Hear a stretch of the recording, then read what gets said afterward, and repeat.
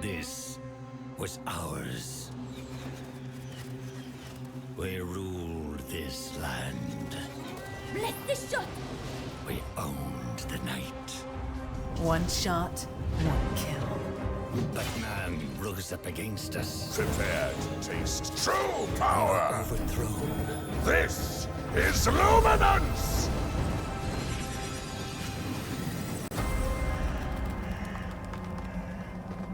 For centuries, hidden away in darkness. I can taste my bloodline in the air. Tortured by thirst. On your knees. Choking down dust. Grovel before your king. Starving. You will learn to obey. Until now. Our hunt begins again.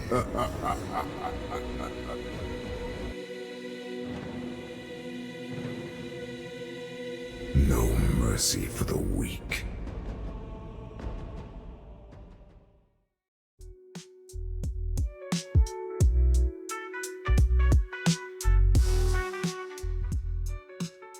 Greetings and salutations, my name is Ignis, and today I played V-Rising. For those who don't know, V-Rising is what happens when Castlevania meets Minecraft. But everything is goth, the furniture drinks blood, and the sun is your mortal enemy, and surprisingly, not the final boss. You rise from your coffin, start punching wolves for their fur, and gradually upgrade from dirty hobo with fangs to real estate baron of blood and unnecessary architecture. You'll build a castle, hunt peasants like morally ambiguous Pokémon, and scream at the sun like it owes you money, and throwing yourself into boss fights where it's 90% dodging and the rest crying. Will I become a refined Lord of the Night, sipping blood from a crystal chalice, or will I forget that the sun exists again and get flambéed like a rotisserie chicken with anxiety? Either way, it is going to be bloody. If you enjoyed this content, please leave a like. If this isn't the first video of mine you've seen, consider subscribing for more. And with that, I hope you enjoyed today's video. Starting off, I rise from my slumber like an old toaster that finally got plugged back in.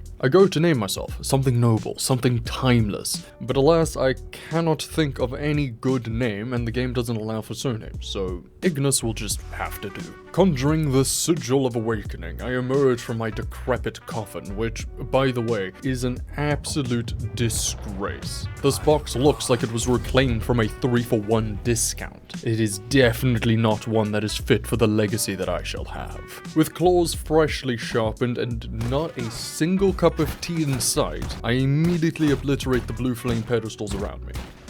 Don't ask how those are connected. I understand that I'm not the only one slumbering in this decrepit crypt, but honestly, there is absolutely no need for light to be down here. But beyond that, I ascend the stairs, pausing to admire the carving of a physique that I will never have.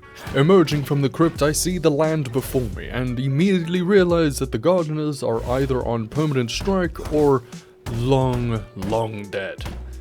And then I see why. Skeletons. Well, hello there, my bony lads. Lucky for you, your suffering shall serve for a greater cause. You and your brethren shall become my blade. For the time being, my stepping stones to greatness. Ooh, a rat. Yoink. With the culling of these lesser creatures of the night, I gain my first two powers, Shadowbolt and Bloodright, along with several rat friends. Escaping the graveyard, I stumble into the eastern edges of the Farbane Woods. No shoes, no shirt, and most definitely no service. Currently, I am gallivanting around the wilderness with zero protection, which frankly feels like a crime against all the vampiric fashion I will have in the future. So I set off in search for wolves, nature's walking fur coats. The first one I find isn't actually half bad. It's good blood quality as well. Now, sorry pup, but you're gonna have to be my pants now. After acquiring enough pelts for my Bone Guard set, I finally unlock my second favorite weapon in the game, the axe. Now, every weapon you craft in V-Rising has its own unique passive utility. Axes, they are best at wood chopping. Maces, well, they bonk rocks like it's nobody's business. And swords make surprisingly effective weed whackers. But enough about the weapon trivia. With proper clothes on my back and an axe in hand, it's time to settle down. Time to claim a plot, to build my keep, my sanguine sanctum. But first I require blood essence. No, this is not an excuse to murder everything in sight. It is a quest. Thus, it is a necessity to murder everything in sight. In my blissful trail of hunting, I may have lost track of time, because suddenly the game slaps me with castle plot markers like a real estate agent with ADHD. I continue to ignore them, as I have more pressing matters to attend to. A V-blood carrier, an apex predator, the Mufasa of the woods. So I wipe out its pack and tear its fur from the flesh. V-blood extraction does two glorious things for me. One, it unlocks dormant abilities, like shapeshifting into a wolf. And two, it unlocks my inner fabulousness. Because with the new DLC Oak Veil enabled, my fur is now purple. Now, enough dawdling, I claim this land. In nomine meo haec sanctifica vita terra in sanguine. Now, building a castle will take some time and a whole lot of patience. It additionally takes the mental fortitude of an architect and an engineer, as well as a bloodthirsty interior designer. Thankfully, I'm at least two of those. Most of the job is clearing out trees, mining rocks, and trying not to burn alive in the sunlight. You know, just normal real estate stuff. I position myself when I'm trying to gather the resources to hit as many of the material nodes as possible. That is, in my blissful ignorance, Lydia the Chaos Archer. Wait, Lydia, why are you here? I try avoiding her, peacefully, respectfully, showing her boundaries. And then her lackeys decide that, nah, it ain't for them. And then her lackeys decide to test me. Well then, you know, you've just given me a perfect excuse to re-extract the blood from the alpha wolf. Okay, that did not do the damage I wanted to do, so I guess we have to do this the hard way. Luckily for me, the joke's is on you, Lydia. I have the trees on my side, and I can dodge most of your attacks. But then again, you have the sun and chaos fire. The battle rages on, time drips like blood from a goblet, and eventually, the sun sets and the moon rises, and I can walk freely once more. Not that it helped, like, at all, but it made me feel cool to say that. After hours of fighting, she finally falls. Guess everyone's luck runs out eventually. Luck? No, darling. My win wasn't luck. Your death was an inevitable fact. It was your fate. With Lydia's death and the creation of my blood bone ring, I unlock my new ability. Blood tracking. Time to test it out. Now who shall be my next test subject? Let's say Keely the Frost Archer. Now you were pathetic. Fine then, Rufus the Foreman. You were even worse. What in the hell are you? Me? Well, a dying man doesn't need to know the name of his killer. But just so that you can curse me in the hells below, I am Ignis. Anyways, more castle building.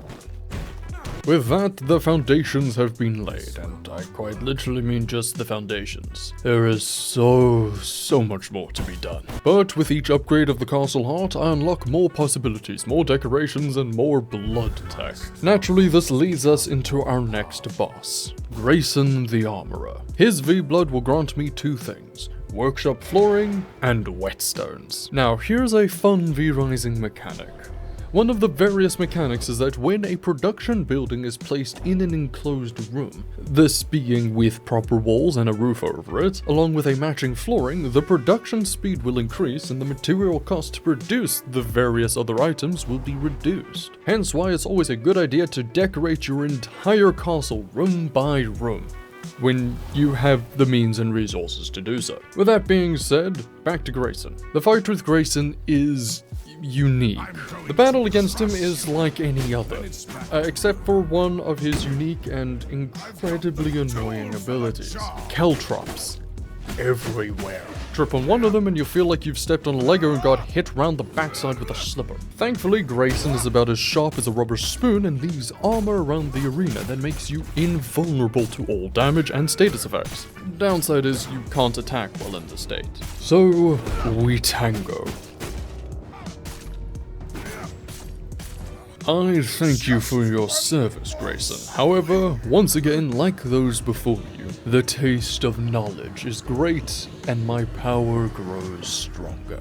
Returning to my palisade fort, I begin the necessary procurement and production to complete the entrance room to my future castle. With the next upgrade being a castle waygate, I'll make sure the room is large enough to allow for decor, but this will be the centerpiece. But to make that happen, I start my routine. Collect wood, feed it to the woodcutter, plank maker, and wood maker, don't ask. Harvest stone, and then dump that into the cold crushing machine, wait for the production to be done, the walls go up, wallpaper gets slapped on, the floors and doors will follow suit, and then the castle waygate is placed. Or it would be if I had the materials, and then the footage. My bad. So to sum up the next 20 minutes of resources, I gather bones and bone dust over at the cemetery, more crude gemstones to adorn the statues, more stone for the floors and walls, and then even more wood for everything else. And then copper for my next round of upgraded tools. This eventually leads me round to the copper mines, where Errol the Stonebreaker awaits. In the copper mines we clash, axes and spears versus his hammer, and believe me, the fight went something along the lines of this. Now that we finally have eyes back on what's actually happening, after clearing out the copper mines, I find a mysterious shroom in my inventory. The tooltip warns me that I might experience some trippy sensations. So of course I eat it. I would say it was a big mistake, but I will be cultivating more of these later on, when given the opportunity to. Additionally, if it keeps leading me to prizes like this, who am I to deny its results? And then finally, to close off the night, I give myself a proper coffin worthy of a king. A walled room for the sawmills boosting their production, one for the hot melting machine and cold crushing machine, and then finally I complete the heart of the castle. I can now finally rest in my own coffin, in my own home, from ashes to architecture. And with that, I want to thank you for watching. If you liked this video, please give it a thumbs up and share it with your friends. Don't forget to subscribe if you enjoyed, and I will see you in the next one.